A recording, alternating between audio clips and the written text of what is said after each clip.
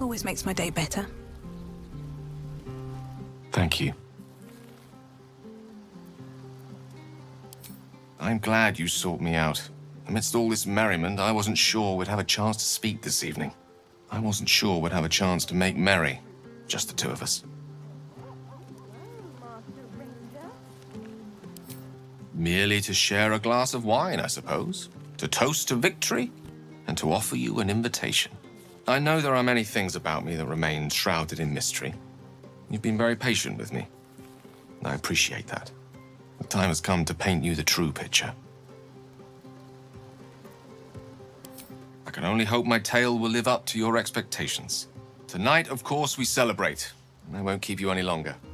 Tomorrow night, though, you're in for quite the bedtime story. I'd like some time to talk. Ah, good evening to you. I take it you're here to pick me up on that bedtime story you were promised. Marvelous. It's a story full of answers long overdue. It is the story of a man who fell in love with a goddess. Thank you. Once upon a time, not quite that long ago, there lived a wizard in a tower. The wizard was what one might call a prodigy, who from an early age could not only control the weave, but compose it, like a musician or a poet. Such was his skill that it earned him the attention of the mother of magic herself, the Lady of Mysteries, Mystra.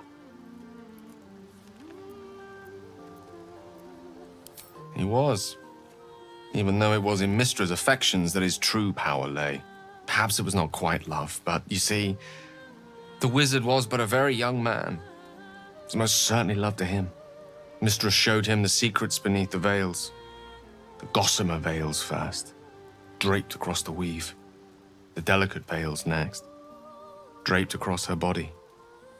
Chosen one, she whispered, and she slipped them off completely.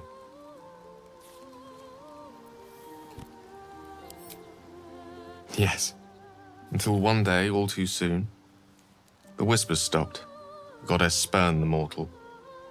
The veils were drawn once more, and the wizard was left behind, heartbroken. Like so many of the heartbroken, he did something infinitely foolish. One has to think big if one seeks to win back a goddess. So the wizard thought big. In a word, yes. Here goes. Once upon a time, very long ago, a mighty lord lived in a tower. A flying tower, to be precise. I'll save his story for another time, but the gist of it is that he sought to usurp the goddess of magic so that he could become a god himself. He almost managed, but not quite. And his entire empire, Netheril, came crashing down around him as he turned to stone. The magic unleashed that day was phenomenal, rolling like the prime chaos that outdates creation. A fragment of it was caught and sealed away in a book. No ordinary book, mind you.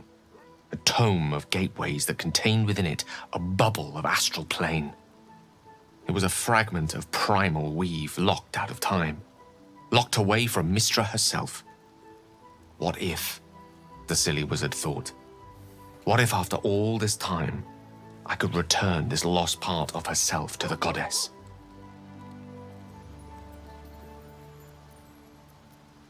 The answer was to try, and the outcome was to fail. Here. Place your hand over my heart. Let me show you. You feel the tadpole quiver as you realize Gale is letting you in. Into the dark. You see through Gale's eyes, staring down the corridors of a dread memory. A book, bound, then suddenly opened. Inside, there are no pages. Only a swirling mass of blackest weave that pounces. Its teeth, its claws. It's unstoppable as it digs through you and becomes part of you. And gods, is it ever hungry. Of all things, magic. This Netherese taint, this orb, for lack of a better word, is balled up inside my chest. And it needs to be fed. As long as it absorbs weave, it remains stable, to an extent. The moment it becomes unstable, however. Rather worse, actually. It will erupt. I don't know the exact magnitude of the eruption, but given my studies of Netherese magic, I'd say even a fragment as small as the one I carry, it'd level a city the size of Waterdeep. It is my truth, finally revealed. It is this folly that led Mistra to abandon me completely. I can only hope that you won't abandon me as well. After all we've been through, surely we can brave even this side by side.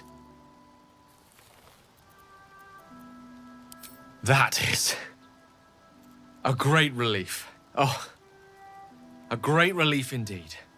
It is an honor to call you a friend. Many challenges lie ahead, but in this moment I believe nothing to be insurmountable. What do you say? Should we call it a night, or do you have questions for me? The orb was kept safe and inert in a pocket of astral plane, suspended in time. If I can somehow manage to expel it from my body while in the astral plane, it will be rendered inert again. Alternatively, I could learn to control its chaotic magic.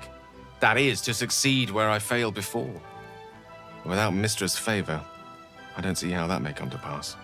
Of course, there could be different answers as well. Faerun brims with more magic than any one wizard could fathom, let alone comprehend. Who knows what outlandish solutions may yet present themselves. I'll be honest with you. I don't know. She's my muse still, the embodiment of magic. But the embodiment of love? Only if we ever meet again will I know. Good night, then. And thank you.